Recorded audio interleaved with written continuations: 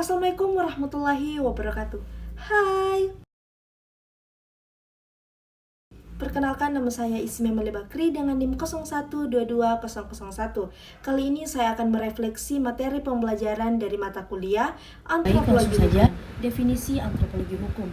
Antropologi berasal dari kata Yunani yaitu anthropos, artinya manusia atau orang, dan logos artinya ilmu. Antropologi dapat diartikan ilmu yang mengkaji manusia sebagai makhluk biologis dan sekaligus makhluk sosial.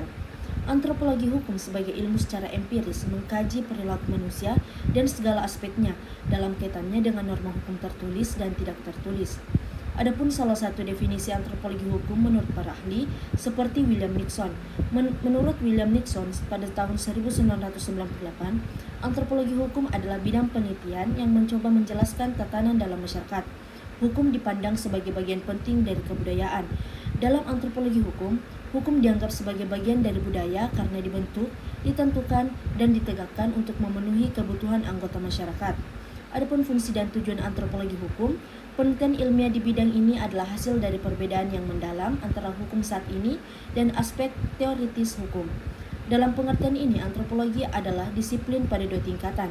Seperti yang pertama, adalah blok pengetahuan, logis, filosofis tentang hukum dan negara. Tahap kedua adalah kompleks terapan praktis yang pengembangannya mutlak diperlukan untuk penerapan langsung pengetahuan yang diperoleh dalam kegiatan hukum. Selanjutnya, ruang lingkup antropologi hukum. Antropologi hukum terbagi atas dua, yakni ilmu sosial dan ilmu hukum. Ilmu sosial adalah kajian bidang ilmu yang mengupas hubungan manusia dan lingkungannya, serta masyarakat dan interaksi di dalamnya. Ilmu hukum adalah ilmu pengetahuan yang berusaha menelaah. Ilmu hukum mencakup dan membicarakan segala hal yang berhubungan dengan hukum. Ilmu hukum objeknya hukum itu sendiri. Adapun bagian-bagian ilmu antropologi yang saya akan tampilkan. Antropologi terbagi menjadi antrofisik dan budaya. Di sisi lain, antrofisik ada paleoantro atau asal-usul dan antrofisik atau evolusi. Sedangkan antropobudaya ada etnolinguistik atau kata budaya dan etnologi asas dan budaya dan prehistori perkembangan kebudayaan. Selanjutnya, E.A. Hoebel menyebutkan ruang lingkup antropologi hukum yaitu pertama, merumuskan petunjuk tentang bagaimana seharusnya warga negara berperilaku sehingga integrasi ke dalam masyarakat dapat terjadi sedikit mungkin. Yang kedua, menetralkan kekuasaan dalam masyarakat sehingga dapat digunakan untuk menjaga ketertiban. Yang ketiga, penyelesaian sengketa untuk mengembalikan keadaan semula, mereformasi kebijakan yang mengatur hubungan antara anggota dan kelompok masyarakat seiring dengan berbagai perubahan yang terjadi. Yang keempat, atas dasar itu antropologi hukum harus mencakup beberapa fungsi hukum, yaitu sebagai alat kontrol sosial, alat untuk memfasilitasi interaksi sosial, dan alat untuk reformasi. Selanjutnya, perbedaan antropologi hukum dan sosiologi hukum. Sosiologi hukum mengkaji masyarakat modern, sedangkan antropologi hukum mengkaji masyarakat tradisional. Masyarakat yang menjadi objek antropologi hukum adalah masyarakat pedesaan atau agraris di dunia timur dengan cara berpikir dan perilaku masyarakat yang tradisional, majis religius dan komunal. Sedangkan sosiologi hukum, objeknya masyarakat barat yang bersifat heterogen dan kompleks, cara berpikir dan perilakunya serba konseptual, individualisme, liberalisme berdasar kepentingan semata. Perbedaan antropologi hukum dan hukum adat. Sebelumnya, istilah hukum adat merupakan terjemahan dari bahasa Belanda, adat tereh, yang pertama kali dikemukakan oleh Snoek Hougrungi. Terkadang di dalam masyarakat tidak ada pemisahan antara adat istiadat dan hukum adat, sedangkan kedua hal tersebut berbeda. Perbedaan antara ilmu hukum adat dengan antropologi hukum adalah di mana ilmu hukum adat mempelajari berbagai macam sistem hukum dalam masyarakat tradisional suku bangsa di Indonesia yang diabstraksikan dari keputusan hakim adat atau dikaji secara komparatif dalam beragam sistem hukum adat Nusantara. Sedangkan antropologi hukum mempelajari sistem hukum adat Nusantara, tetapi juga mempelajari beragam sistem di benua Afrika, Asia maupun benua Amerika Utara dan Selatan. Antropologi hukum dengan ilmu lainnya. Berikut hubungan antropologi hukum dengan hukum adat, etnografi atau etnologi, sosiologi hukum, ilmu jiwa sosial atau psikologi, dan ajaran hukum keagamaan. Antropologi hukum dan hukum adat. Orang Melayu jika berbicara keras-keras, jika berunding berkepanjangan, rasa harga diri atau rasa malu orang Bugis tinggi, setia kawan atau kekerabatannya kuat. Orang Jawa jika berbicara lebih halus, tidak bertele-tele. Dalam hukum adat, perilaku-perilaku seperti itu tidak banyak dibahas, lebih menekankan soal norma dan perilaku hukum adat yang harus ditaati. Antropologi hukum dan etnologi. Etnologi adalah salah satu cabang ilmu antropologi budaya.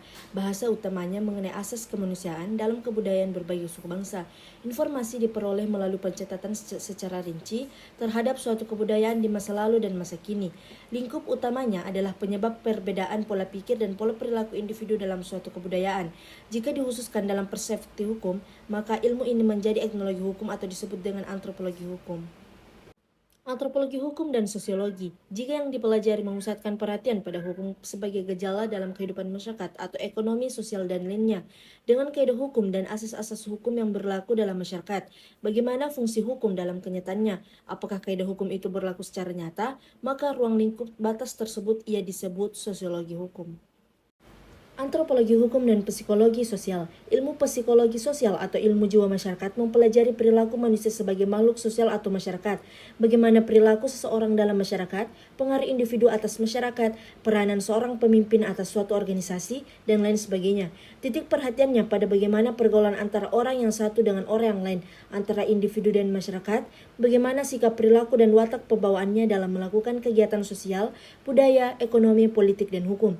Oleh karena antropologi hukum juga mempelajari perilaku manusia dengan mengutamakan penilaian kasus perselisihan yang terjadi dengan norma-norma hukum dan perilaku hukum berdasarkan kenyataan yang sungguh berlaku. Maka dengan memiliki ilmu psikologi, maka studi antropologi hukum akan menjadi lebih mudah. Ilmu psikologi sosial merupakan ilmu pembantu bagi antropologi hukum. Antropologi hukum dan religi. Di dalam perkembangannya, manusia percaya bahwa adanya alam semesta dan isinya. Karena kekuasaan kesaktian yang mengadaan dan menentukannya, wujud dari kepercayaan itu nampak manusia melakukan acara pemujaan, penghormatan dan upacara keagamaan yang dilakukan dengan berbagai cara, baik yang dilakukan perseorangan, kelompok, atau bersama maupun melalui perantara. Selanjutnya, manfaat antropologi hukum. Yang pertama, manfaat bagi teoritis dalam mempelajari perilaku hukum dan peristiwa hukum. Tidak semata-mata dari segi kaidah-kaidah hukum ideal, tetapi juga dari kenyataan yang berlaku dan analisisnya bukan hanya bertitik tolak dengan ukuran sistematika hukum barat. Yang kedua, manfaat bagi praktisi hukum. Yang ketiga, manfaat bagi praktisi politik. Manfaat antropologi hukum bagi para praktisi ialah sebagai tolak ukur sejauh mana praktisi itu berperilaku politik dan berperilaku hukum.